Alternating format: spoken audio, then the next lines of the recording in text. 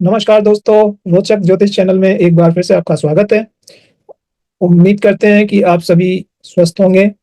और आज मेरा वीडियो बनाने का एक मकसद है। आप जानते हैं कि मैं जल्दी वीडियो नहीं बनाता हूं, लेकिन अभी जो पिछले 1 महीने में जो घटनाएं हुई हैं भारत में और भारत पाकिस्तान से संबंधित बहुत सारे डेवलपमेंट हुए। एक छोटी मोटा कह सकते हैं युद्ध हुआ या झड़प हुआ, तो उसके बारे में एक अपना व्यू रखना था, क्योंकि मुझे ऐसा लगता है कि अगले 1 महीने में भारत को कम से कम मुझे लगता है एक झड़प और होने की चांस है। तो मैं इसीलिए इस वीडियो को बना रहा हूँ। वैसे अगर आपने देखा हो दिसंबर वाले वीडियो में, जिसकी लिंक मैं नीचे दे रहा हूँ, वो अगर आप उसमें देखें तो ये इस घटना की भविष्यवाणी की गई थी कि अगले 6 महीने काफी अशांतिपूर्ण होने वाले हैं स्टॉक मार्केट के लिए भी और इन जनरल भी। और उसका मुख्य कारण था 6 ग्रहों का योग, जो कि 30 मार्च 2025 को हुआ था, और जिसकी रेंज जो थी वो 30 मई तक थी। और अगर हम गुरु अस्त का पीरियड भी रख लें तो उसमें जून भी आता है, जून और कुछ जुलाई का हिस्सा भी आता है। तो इस आधार पर वो भविष्यवाणी की थी। उस वीडियो को आप देख सकते हैं। उसमें मई 2024 से मई 2025 तक की घटनाओं का विवरण था। तो दोस्तों, आज मेरा मकसद है कि आज एक जो ट्रांजिट बन रहा है अगले महीने के लिए, उसके आधार पर मैं कुछ बात करना चाहता हूं। और मुझे ऐसी आशंका है, भगवान करे वैसा ना हो, लेकिन एक संभावना दिखती है। तो मुझे लगा कि ये बताना जरूरी है, इसलिए मैं ये वीडियो बना रहा हूँ। चलिए हम आते हैं भारत और पाकिस्तान की जो कुंडली है उसके आधार पर हम इसका डिस्कशन करते हैं और देखते हैं कि अगले 1-2 महीने के लिए क्या सिचुएशन बन रही है।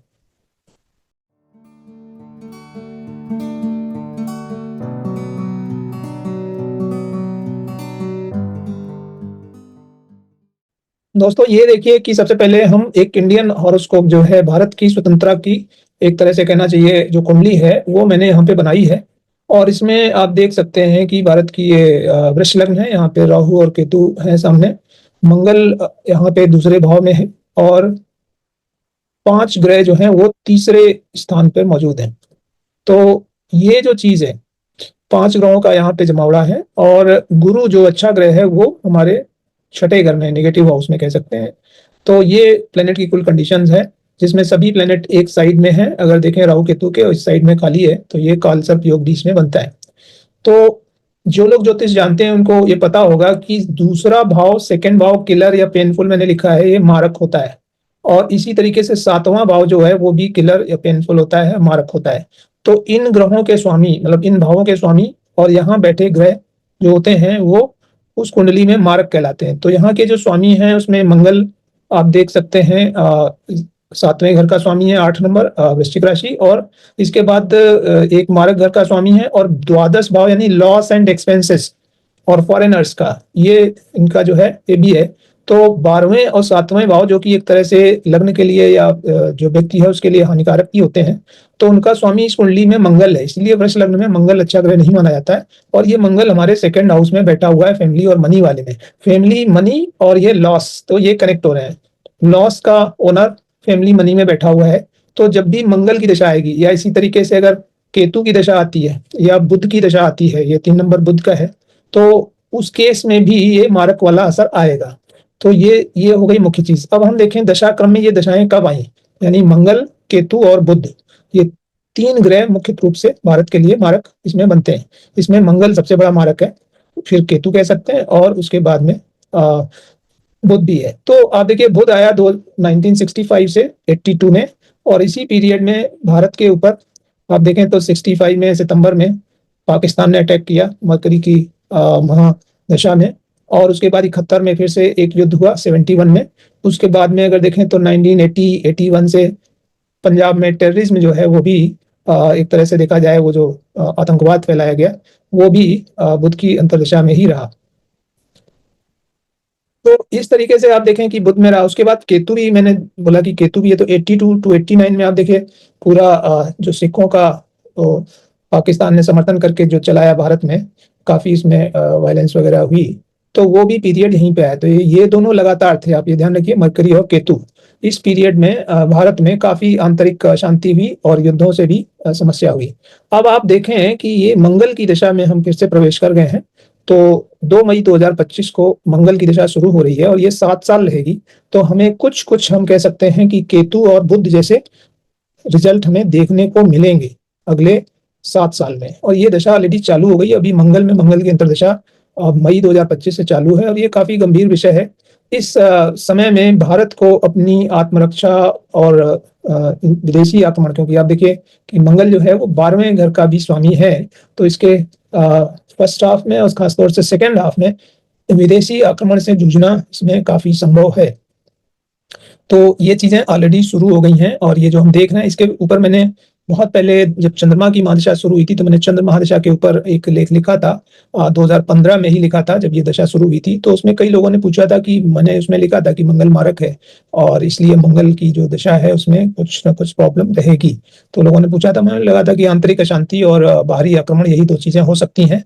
तो अब उसका समय आ गया है और वो सामने दिख रहा है और उससे बचना बहुत मुश्किल है। और दिख रहा है कि अब विदेशी शक्ति भी हमारे साथ नहीं है, क्योंकि हम खुद अपने को आत्मनिर्भर समझने लगे हैं, तो ये भी एक कारण है।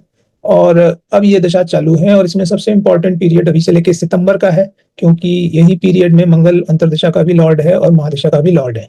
तो ये तो हो गई महादशा और अंतर्दशा के हिसाब से क्लियरली दिखता है कि अगले 5-6 महीने जो है वो काफी ज्यादा जो है तनावग्रस्त हो सकते हैं। अब आते हैं ट्रांजिट पे, जो ज्यादा इंपॉर्टेंट है भारत के हिसाब से।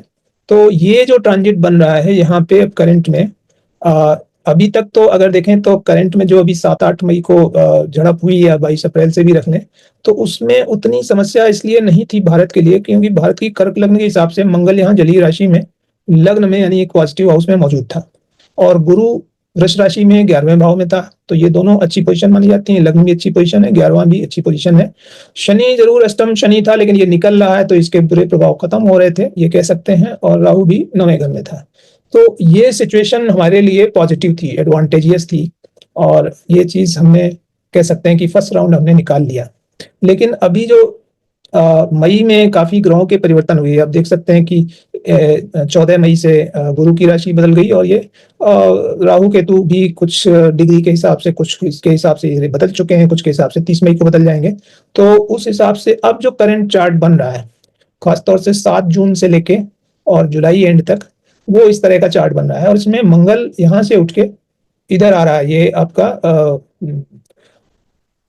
5 सेकेंड हाउस में, फैमिली वाले में। अब देखिए फिर वही समस्या है यहाँ पे कि यहाँ पे मंगल केतु योग बन रहा है और केतु जो है काफी युद्ध का, प्राकृतिक आपदाओं का, मैन मेड सिचुएशंस का, इन सब का ग्रह होता है।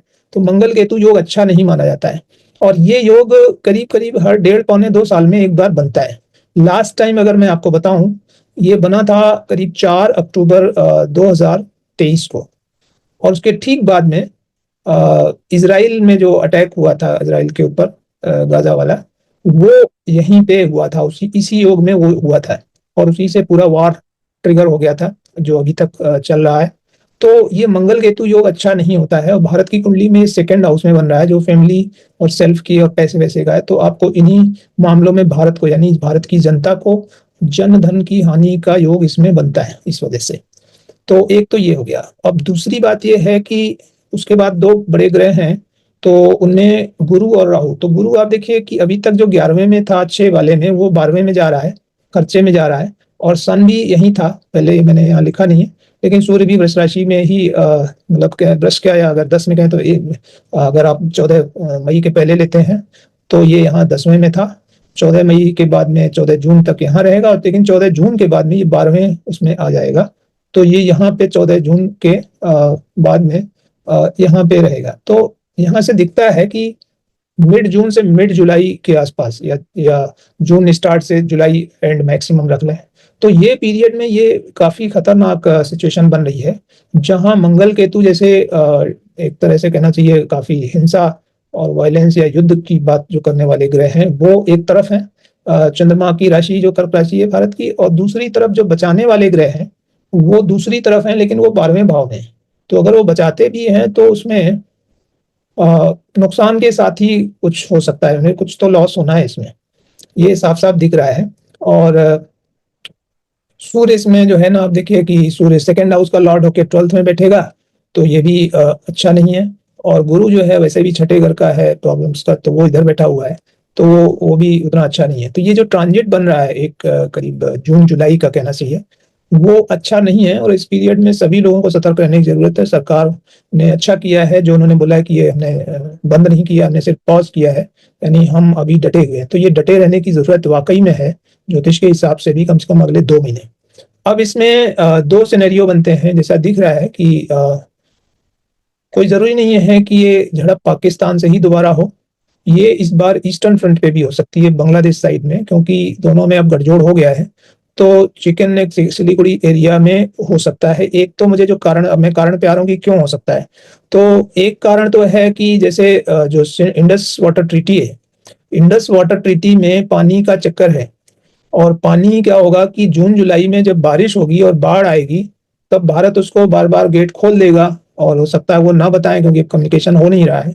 तो इससे पाकिस्तान और बाकी लोग काफी इसमें एजिटेट हो सकते हैं और रिएक्ट कर सकते हैं। तो एक कारण जो फ्लैश ओवर का है वो यही वाटर ट्रीटी भी हो सकती है ऐसे केस में। एक तो ये दिखता है। दूसरा मुझे दिखता है कि बांग्लादेश साइड से अगर कुछ एक्शन होता है तो बारिश में वहां लड़ना थोड़ा मुश्किल होता है, पानी भर जाता है जगह जगह और इतना आसान नहीं होता है हैंडल करना। तो उस मौके का फायदा ईस्टर्न फ्रंट से भी उठाया जा सकता है, जिसमें पाकिस्तान और चीन और हो सकता है भी उसमें मिलके भारत को उस साइड से भी परेशान करने की सोच सकते हैं। तो ये मुझे ऐसा लग रहा है जो सिनेरियो बिल्डअप हो रहा है।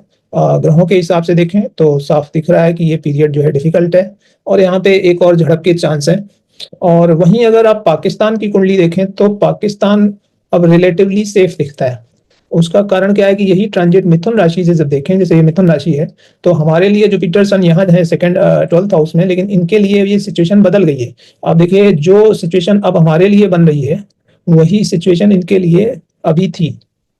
तो उसमें इनका गुरु 12वीं में था, राहु केतु 4th और 10th में थे, है ना। तो इनको उसमें प्रॉब्लम हुई, लेकिन शनि चूंकि 9वें भाग्य भाव में था तो ये बच गए इसकी वजह से।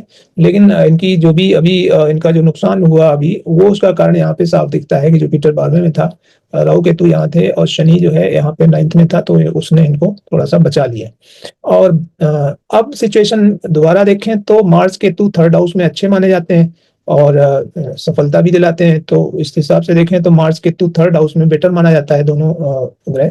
और गुरु और सूर्य दोनों इनके लग्न में आ जाएंगे, गुरु बचाने वाला होता है, तो यहाँ से दिखता है। प्लस जो शनि है वो 9 में तो भाग्य वाला था ही, और 10th शनि भी ठीक ही माना जाता है। तो थोड़ी बहुत भले प्रॉब्लम हो, थोड़ा नुकसान वगैरह हो, लेकिन इस बार अगर पाकिस्तान दोबारा इसमें अटैक करता है तो पाकिस्तान को ग्रह स्थिति ये बता रही है कि इनको कुछ एडवांटेज मिल सकता है compare to what happened in the first week of में। तो जो अभी हुआ 10-12 दिन पहले, उसके उसके हिसाब से इनको एडवांटेज यहाँ पे थोड़ा मिल सकता है, क्योंकि इनके लिए वही सिचुएशन बेटर हो गई है। जबकि कर्क राशि के लिए जो है ना वो सिचुएशन उतनी अच्छी नहीं है, वो सिचुएशन थोड़ी खराब हुई है।